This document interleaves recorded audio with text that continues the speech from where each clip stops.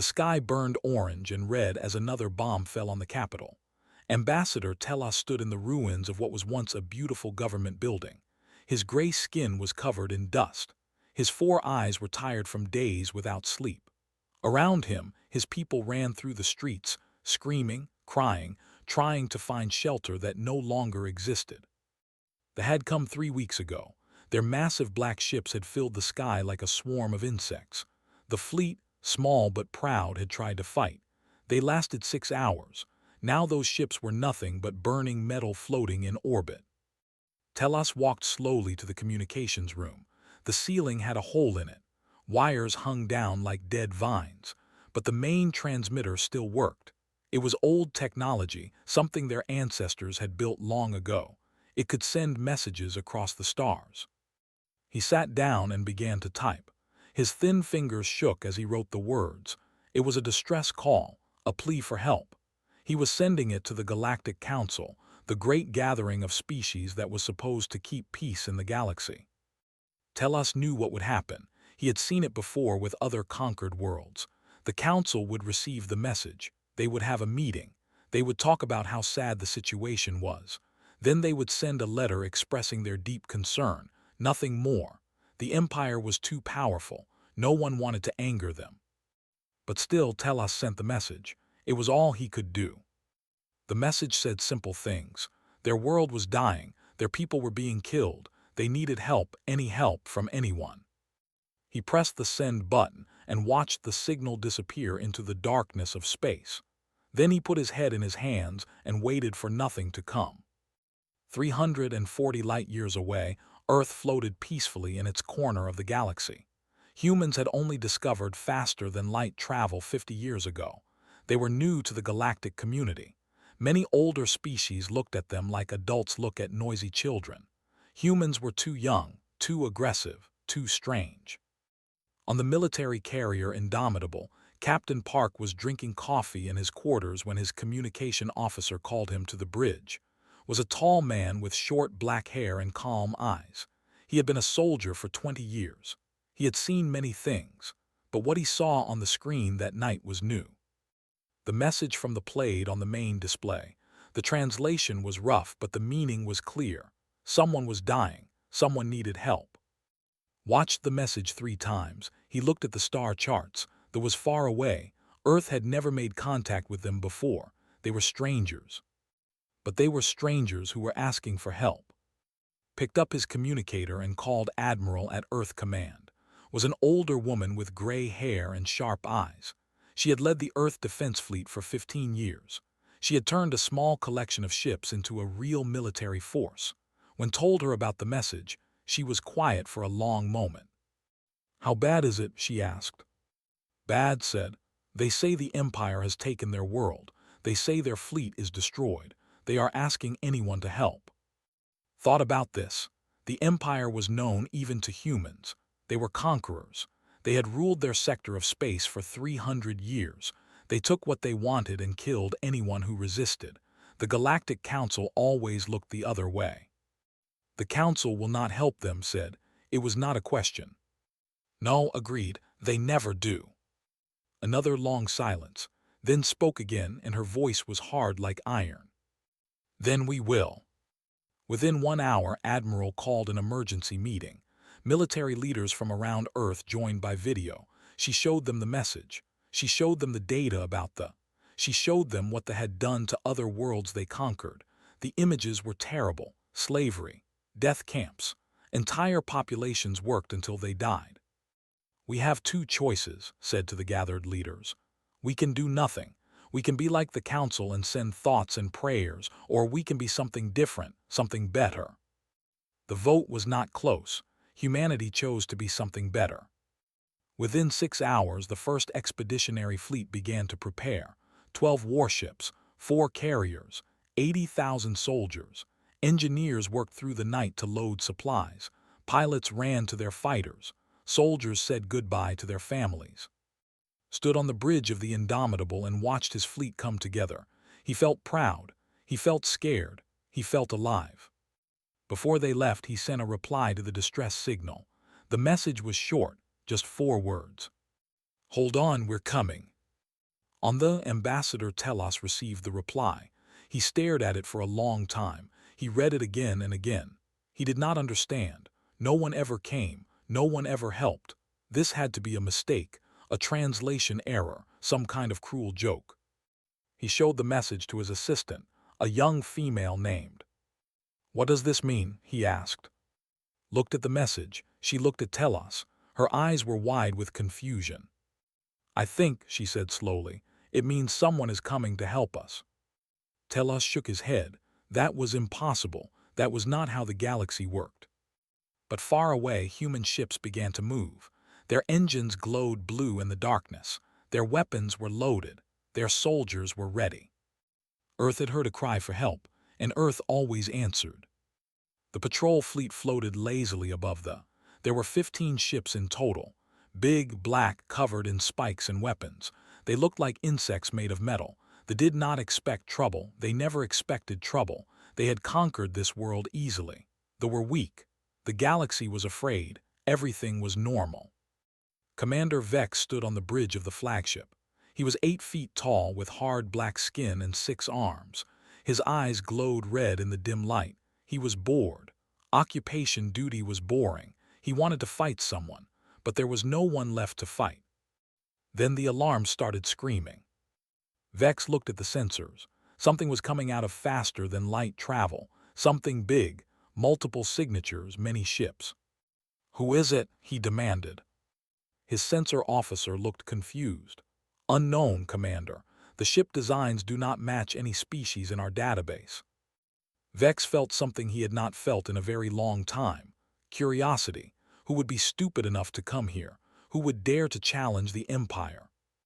The sky ripped open. Light poured through the cracks in reality, and then the human fleet arrived. 12 warships, 4 carriers. They were smaller than vessels, less elegant. They looked rough and ugly, like they were built by workers who did not care about beauty, but their weapons were already glowing. Their shields were already up. They came out of faster than light travel, ready for war. Commander Han stood on the bridge of the destroyer. She was a small woman with short hair and cold eyes. She had been fighting since she was 18 years old. She had never lost a battle. She did not plan to start today. "All ships," she said calmly into her communicator, "weapons free. Engage at will." They did not understand what was happening. In galactic warfare there were rules. You were supposed to announce yourself. You were supposed to make demands. You were supposed to give the enemy a chance to surrender. This was civilized behavior. Humans did not care about civilized behavior. The fired first. Its main cannon lit up the darkness. The beam hit the nearest cruiser directly in its engine section. The ship exploded in a ball of orange fire. Debris flew in all directions. Commander Vex stared at his screen. One of his ships was gone just like that. No warning, no negotiation, just death. "Return fire," he screamed. "Destroy them." The fleet began to move. They were good warriors. They had won many battles. Their ships were powerful and well armed, but they had never fought humans before. They did not understand what they were facing. Human ships were ugly because humans did not waste time on beauty. Every inch of a human vessel was dedicated to one purpose: survival. Their armor was thick. Their systems had backups. Their backups had backups. Humans built their ships expecting them to be damaged, expecting systems to fail, expecting everything to go wrong. And then they built them to keep fighting anyway. They fired their weapons. They hit human ships. They did damage, but the humans did not stop. The humans did not slow down. The humans kept coming. Captain Park watched the battle from the Indomitable. His carriers stayed back, launching wave after wave of fighter craft. Small, fast ships piloted by men and women who flew like they had nothing to lose. They swarmed around the vessels, hitting weak points, destroying weapon systems, blinding sensors. "Focus fire on their command ship," ordered. Commander acknowledged. The 3 other destroyers turned toward the flagship. They fired together, 4 beams of terrible energy. The shields held for 3 seconds. Then they failed. Commander Vex felt his ship shaking. He saw fire spreading across his bridge.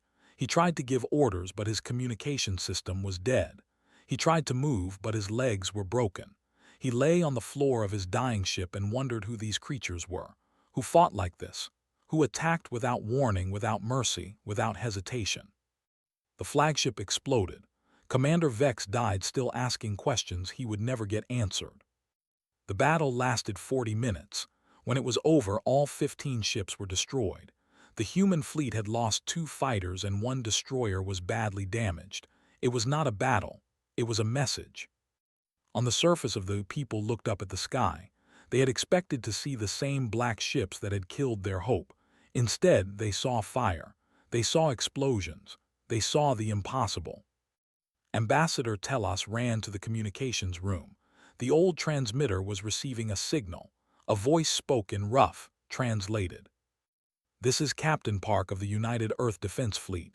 We received your distress call. We are here to help. Please respond."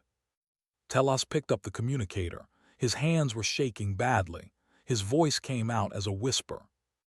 "This is Ambassador Telos. You came, you actually came." "Yes," the human voice said.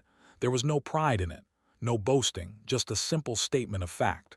"We came. Now tell us what you need. Tell us where the enemy is. Tell us how to help your people." Telos felt tears running down his gray face. For 3 weeks, he had watched his world die. For 3 weeks, he had begged the galaxy for help and received nothing but silence. Now strangers from a species he had never heard of were asking how they could help. "Everywhere," Telos said. "We need you everywhere. They have soldiers in all our cities. They have camps where they keep our people as slaves. They are killing us. Please, please help us." There was a short pause. Then Captain Park spoke again. "Understood. Tell your people to stay inside. Tell them help is coming. We will handle the rest." Telos looked out the window at the burning sky. Human ships were moving into position above the planet. Smaller craft were beginning to descend through the atmosphere. They were really doing it. They were really going to fight for a world that was not their own, for people they had never met. "Why?" Telos asked suddenly. "Why are you doing this? You do not know us." The human voice was quiet for a moment. Then it answered. "Because you asked." And that was all. That was the only reason they needed. Warlord stood in the command center of the capital. He was the ground commander of the occupation force, 10,000 soldiers under his command. He had conquered 12 worlds in his career. He had never failed. He had never retreated. He was a legend among his people. Now he was watching his orbital fleet burn. The reports came in one after another. Ship destroyed, ship destroyed, ship destroyed. All 15 vessels gone in less than an hour. Could not believe it. He had seen the sensor data on these new ships. They were smaller than vessels. Their technology seemed simple. They should have been easy to defeat. But they fought like nothing he had ever seen. They did not pause. They did not hesitate. They attacked as if their own lives meant nothing. "What species is this?" demanded. His intelligence officer checked the database. "They call themselves humans, Warlord, from a planet called Earth. They only discovered faster-than-light travel 50 years ago. They are considered a minor species. No significant military power." Watched another human enter the atmosphere. Fire wrapped around it as it fell toward the city. "Your database is wrong," he said quietly. The first landed in the central plaza. The doors opened before the ships had fully stopped. Human soldiers poured out, already firing. They wore heavy armor painted in dark colors. They moved fast, faster than soldiers expected. They worked in small teams, covering each other, never stopping. Sergeant Major was the first to step onto soil. He was a big man with a face and calm eyes. He had fought in wars on Earth before humans went to the stars. He had seen terrible things. He had done terrible things. But he had also learned that sometimes you could use your skills to protect instead of destroy. "Spread out," he shouted to his soldiers. "Find the civilians, protect them, kill any that gets in your way." The soldiers came running. They were big and terrifying, with their black skin and glowing red eyes and many arms holding many weapons. They screamed battle cries that had made other species freeze in fear. The humans did not freeze. The humans opened fire. Armor was strong. It could stop most weapons used by other galactic species, but human weapons were different. Humans had spent thousands of years perfecting the art of killing. Their guns were loud and brutal. Their bullets punched through armor like it was paper. The first wave of soldiers fell in seconds. Lieutenant led her platoon through the narrow streets. She was young, only 25 years old, but she had been trained since childhood. Her parents had both been soldiers. Her grandparents had both been soldiers. Fighting was in her blood. She looked at her scanner. The command center was 2 blocks away. That was where the enemy general was.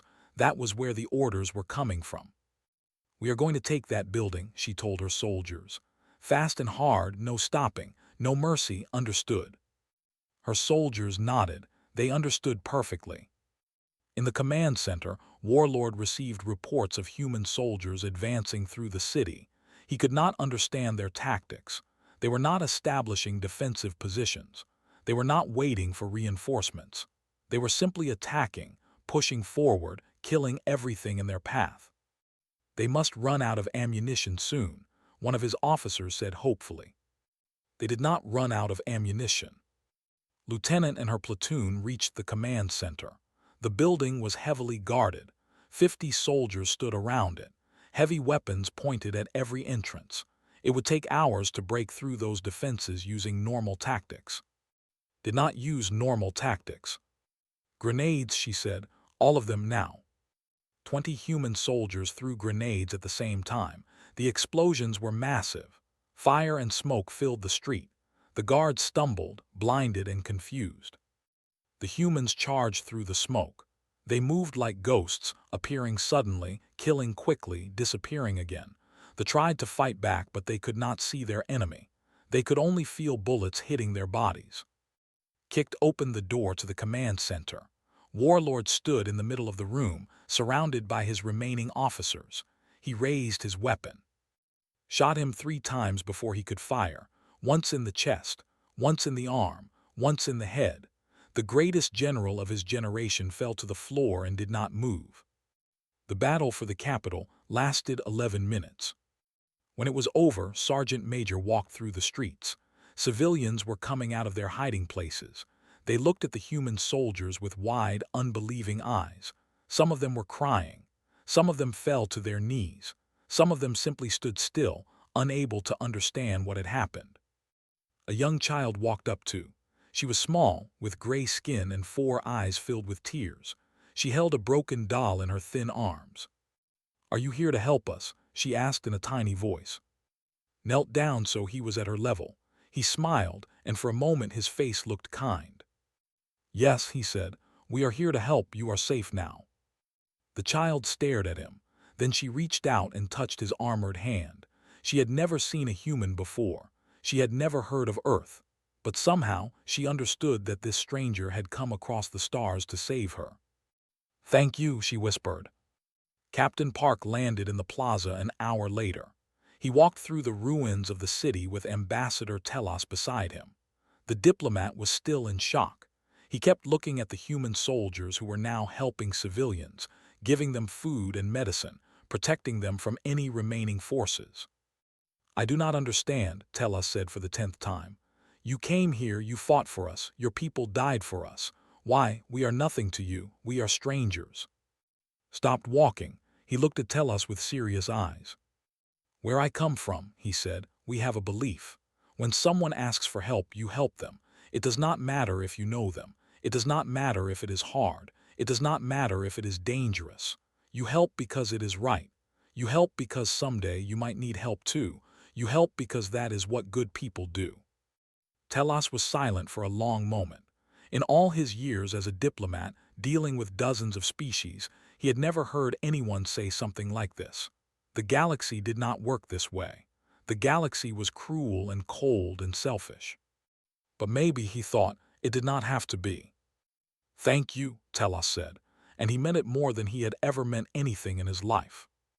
The Galactic Council had existed for 10,000 years.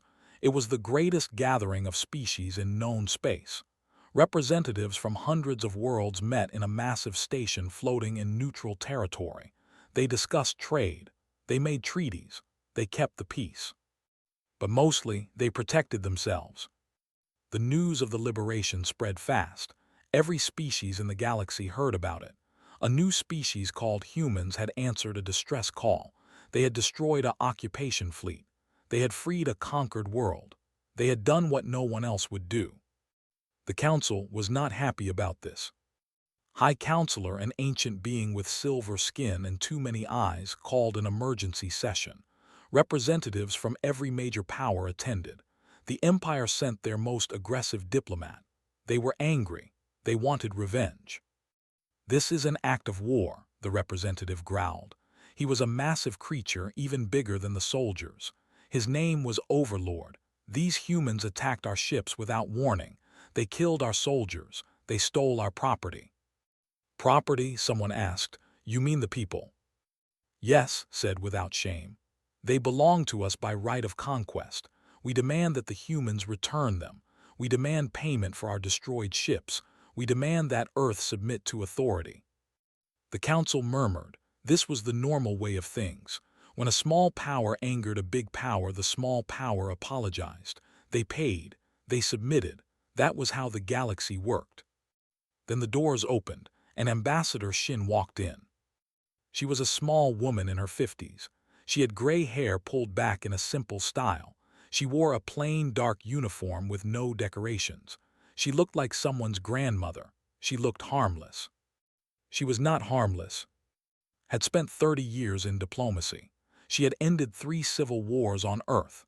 She had negotiated with terrorists, with dictators, She had looked into the eyes of people who wanted to kill her and smiled. Nothing scared her anymore. "I am Ambassador Shin," she said, "representing the United Earth government. I understand you wanted to discuss recent events." Overlord stepped forward. He was 3 times her size. He tried to intimidate her with his presence. "You will surrender," he demanded. "You will pay for your crimes. You will kneel before the Empire." Looked up at him, her face showed no fear. Her eyes showed no doubt. "No," she said simply. The council went silent. No one said no to the. No one had said no to the in 300 years. "What did you say?" asked. His voice was dangerous. "I said no," repeated.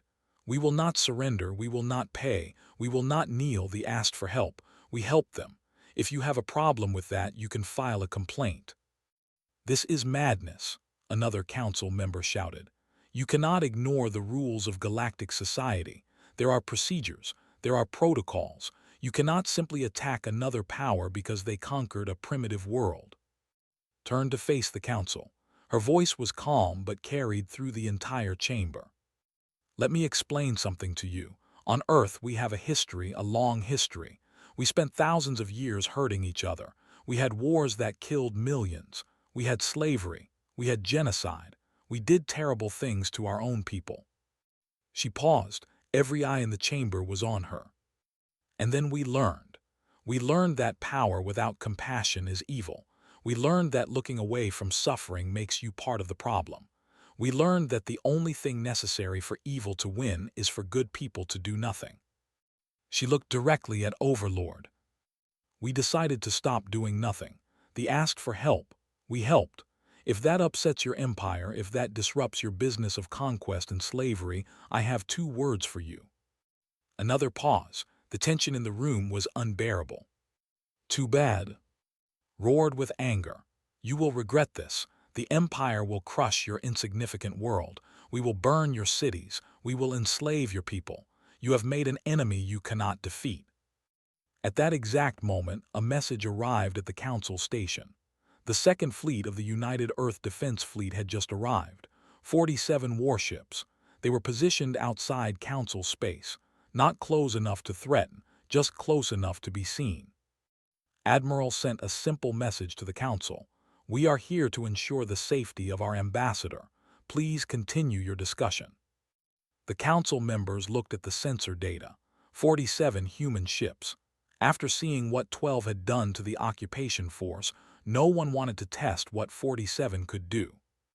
High Counselor spoke carefully. "Perhaps we should discuss this matter more calmly.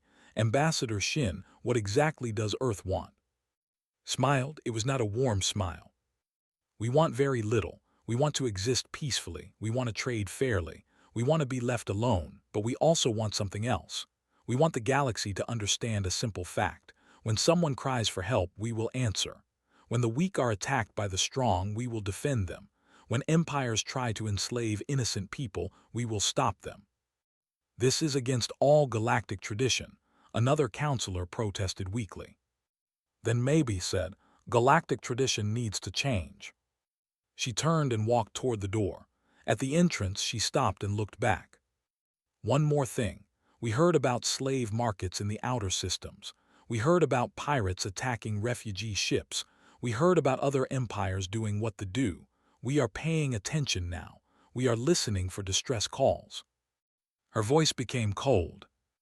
If anyone in this room is involved in slavery or conquest or cruelty, I suggest you stop, because we are watching, and we always answer when someone calls for help. She left the chamber. Behind her, the most powerful beings in the galaxy sat in stunned silence. The galaxy had changed. The old rules no longer applied. A new species had arrived, and they did not care about tradition or protocol or fear. They only cared about one thing, doing what was right. Outside the council station, the human fleet waited patiently. They were ready for war. They were also ready for peace. It did not matter to them which path the galaxy chose. Either way, they would be there. Either way, they would answer the call. 1 year had passed since the liberation of the planet was still healing. Buildings were being rebuilt. Families were coming back together. Children were going to school again. The scars of the occupation would take generations to fully disappear, but the people were alive. They were free. They had hope. Rear Admiral Park stood in the central plaza of the capital. He wore his dress uniform, dark blue with silver buttons. Around him, thousands of Inhumans had gathered for the memorial ceremony. Today, they would remember those who had died in the war. Ambassador Telos stood beside him. The old diplomat had changed in the past year. His eyes, once tired and hopeless, now shone with purpose. He had become the leader of his people, guiding them through recovery, building new relationships with Earth and other worlds. "Thank you for coming," Telos said quietly. "I know you are busy. The reports say you have been everywhere in the galaxy." Smiled slightly, "We go where we are needed." It was true. In the past year, humans had answered many calls for help. A mining colony under pirate attack, a refugee convoy being hunted by slavers, a small world resisting conquest by a larger neighbor. Every time, human ships appeared. Every time, the oppressors were defeated. The Empire had retreated from 3 sectors. They were not destroyed, but they had learned caution. Before attacking a new world, they now asked one question: are the humans watching? Often, they decided it was not worth the risk. Other empires had learned the same lesson. Slavery still existed in the dark corners of the galaxy, but it was becoming harder. Conquest still happened, but less often. The knowledge that humans might appear at any moment made aggressors think twice. Doctor watched the ceremony from the crowd. She was a scientist who studied alien cultures. She had come to document the reconstruction, but she had found something more interesting than buildings and politics. She had found a mystery. Why did humans do this? Why did they cross the stars to help strangers? Why did they fight and die for people they had never met? Other species did not behave this way. The galaxy was built on self-interest. You helped your allies because they would help you back. You traded because it brought profit. You fought because it brought power. Everything had a reason, a benefit, a return. But humans seemed to gain nothing from their actions. They spent money and resources. They lost soldiers. They made powerful enemies. Yet they kept doing it again and again wherever someone called for help. The ceremony began. Names were read aloud. Human names and names together. Soldiers who had fallen in battle. Civilians who had died during the occupation. Each name was followed by a moment of silence. When the last name was spoken, Telos turned to address the crowd. 1 year ago, he said, we sent a message into the void. We did not expect an answer. We did not believe anyone would come. In all the history of the galaxy, no one had ever come. We were alone. He paused, and his 4 eyes looked at the human soldiers standing in formation. We were wrong. Across the darkness of space, strangers heard our cry. They did not know us, they owed us nothing, but they came anyway, they fought for us. They died for us. They gave us something no one else in the galaxy has ever given us. They gave us hope. After the ceremony, Tellus walked with through the rebuilt streets. The sun was setting, painting the sky in shades of purple and gold. Children ran past them, laughing and playing. Some of them waved at the human admiral. He waved back. I have wondered something for a year, Tellus said. I asked you before, but I do not think you told me everything. Why do humans do this? The real reason. Was quiet for a long moment. He looked at the children, at the buildings, at the sky full of stars. Because we remember, he finally said. On Earth, we have a history of darkness, wars, genocide, slavery. We did terrible things to each other. Millions of people died because others decided they did not matter. Millions more suffered while the world watched and did nothing. He turned to face Telos directly. We learned from that pain. We learned that silence is not neutral. When you see evil and do nothing, you become part of the evil. When you have the power to help and choose not to, you share the guilt. He looked up at the stars again. We spent centuries hurting each other. We are done with that now. We decided that if we have ships, if we have soldiers, if we have power, we will use it to protect those who cannot protect themselves. Not because it benefits us, not because we expect payment, but because it is the right thing to do. Telos thought about this. In all his years of dealing with galactic politics, he had never heard anyone speak like this. Power was always used for gain. Always. That was the way of the universe. But there is something else, added quietly. Something personal. When I was young, my grandmother told me stories. Stories about our history, about the times when evil won because good people did nothing. She made me promise that if I ever had the chance, I would be different. I would act. I would help. I would never look away. He touched the medals on his chest. Everyone in our fleet made the same promise to someone. A parent, a teacher, a friend. We all carry those promises with us. When we answer a distress call, we are keeping those promises. Doctor joined them as they walked. She had been listening, taking notes for her research. Now she spoke up. I think I understand now, she said. The galaxy sees power as a tool for taking. Humans see power as a tool for giving. That is why you confuse everyone. That is why empires fear you. You do not play by their rules. Nodded. We have a saying on Earth, if not us, then who? If we do not help, who will? If we do not stand against evil, it wins.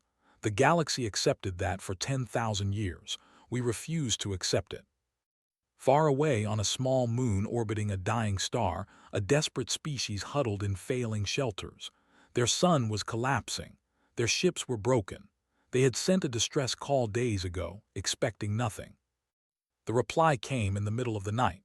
A human voice translated into their language. This is the United Earth vessel Mercy's Hand. We received your distress call. Hold on, we are coming. In the capital of the memorial ceremony had ended. The crowd was going home, but a new message was being broadcast to every world in known space, a message that would change everything. It was not from Earth, it was from the. This is Ambassador Telos of the people. We have witnessed what courage looks like. We have seen strangers become heroes. Now we ask others to join us. Do not look away from suffering. Do not accept cruelty as normal. When someone asks for help, answer them. When the weak are attacked, defend them. Be like the humans. Be what the galaxy should have been all along. The message spread across the stars. Some species ignored it. Some laughed at it. But others listened. Others remembered their own pain, their own suffering, their own moments when no one came to help. And some of them decided to be different. It was a small start, a tiny change in a vast, cold galaxy, but it was a start. The old ways were breaking. The new era was beginning. Somewhere in the darkness, a distress call was sent. Somewhere else, a ship changed course to answer it. And somewhere far away, humans smiled, knowing that finally, they were not alone in doing what was right. The galaxy was learning to answer the call.